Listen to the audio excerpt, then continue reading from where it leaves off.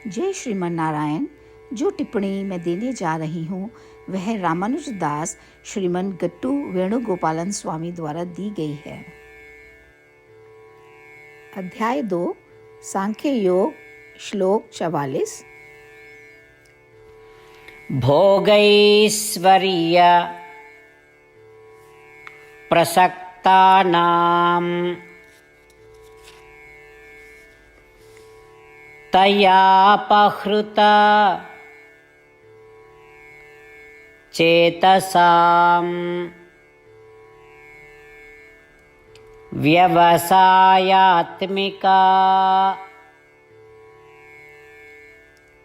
बुद्धिः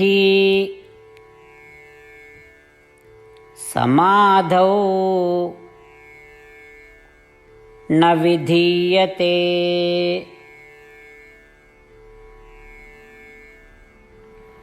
ओम।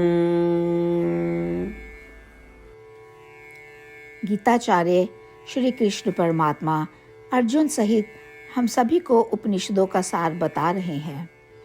परमात्मा कह रहे हैं, अर्जुन, ऐसे लोग हैं जो स्थायी शाश्वत सुख चाहते हैं। शाश्वत सुख प्राप्त करें और इन शरीरों को फिर से प्राप्त ना करें, इसका उल्लेख वेद में किया गया है। वेद ने काम्य कर्म के माध्यम से क्षणिक शारीरिक सुख कैसे प्राप्त करें, इसका भी मार्ग बताया है। इन काम्य कर्मों और क्षणिक इच्छाओं में रुचि रखने वाले वेद में बताए गए उस खंड को उठाते हैं और उन कर्मों को केवल उन भोगों का अनुभव करने के लिए करते हैं। यह भूलकर कि वे शरीर से अलग हैं। उन्हें लगता है कि मुझे चाहिए, अधिक चाहिए और इसी में उनकी रुचि बढ़ती रहती है। वे पूरी तरह से आत्मा का ज्ञान खो देते हैं। आत्मा का ज्ञान प्राप्त की इच्छा और आत्मा की यथार्थवादी उपस्थिति, यह बुद्धि उनके लिए कभी पैदा नहीं होती। अर्जुन, तुम्हें ऐसा नहीं करना चाहिए। इन काम्य कर्मों को करके अपनी इच्छाओं के साथ बंधन ना बढ़ाएं। तुम्हें सांसारिक इच्छाओं और मानवीय जुनूनों को त्यागने वाला होना चाहिए। तुम्हें मोक्ष प्राप्त करने के लिए इच्छुक होना चाहिए। इस प्रकार श्री कृष्ण परमात्मा हम सभी को शिक्षा दे रहे हैं। श्रीमद् भगवद गीता का संपूर्ण सार श्री कृष्ण परमात्मा द्वारा अध्याय 18 के श्लोक 65 से 70 में 8 कार्य करने के लिए दिया गया है। श्री कृष्ण कहते हैं, मैं उन लोगों से प्रेम करता हूँ जो इन 8 बातों का पालन करते हैं। मैं उन भक्तों की हर तरह से रक्षा करूँगा।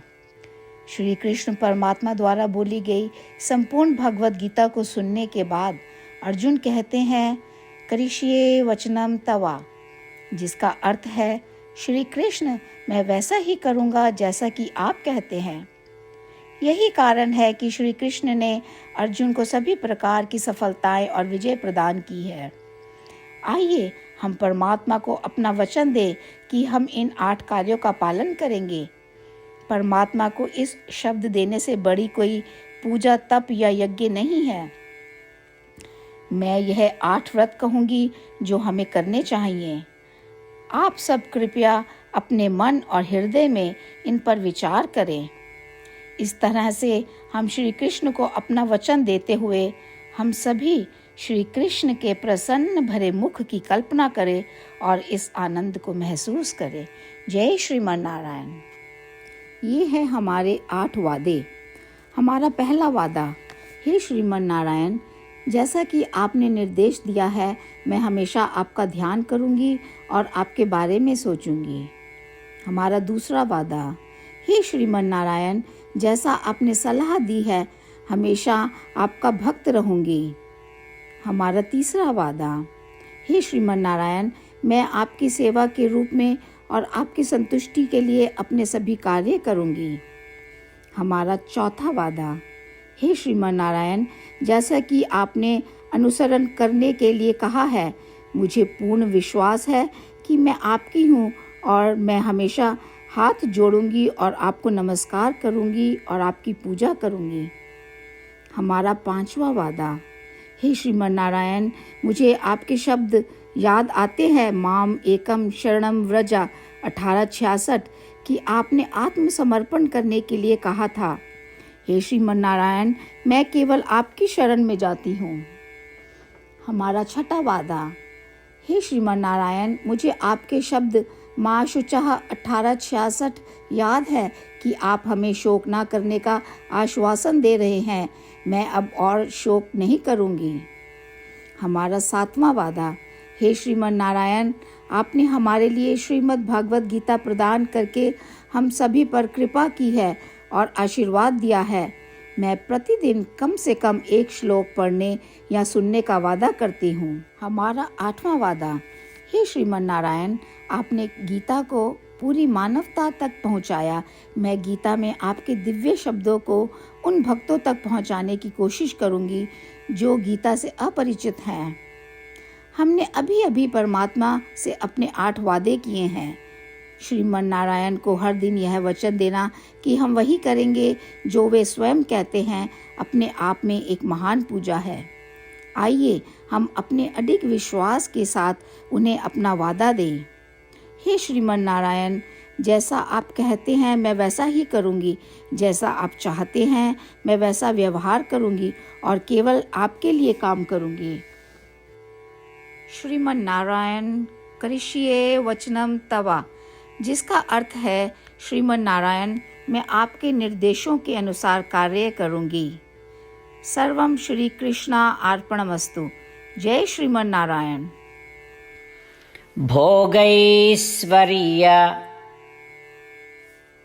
प्रसक्तानां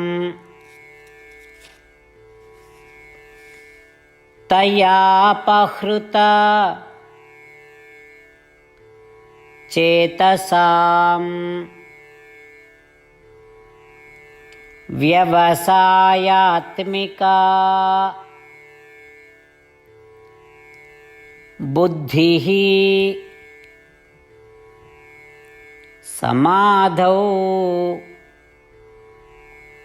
न विधीयते।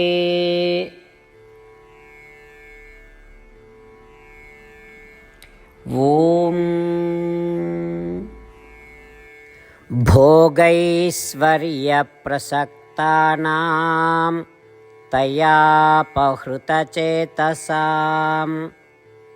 व्यवसायात्मिका बुद्धिः समाधौ न विधीयते। ॐ श्रीमन्नारायण करिष्ये वचनं तव। सर्वं श्रीकृष्णार्पणमस्तु। जय श्रीमन्नारायण।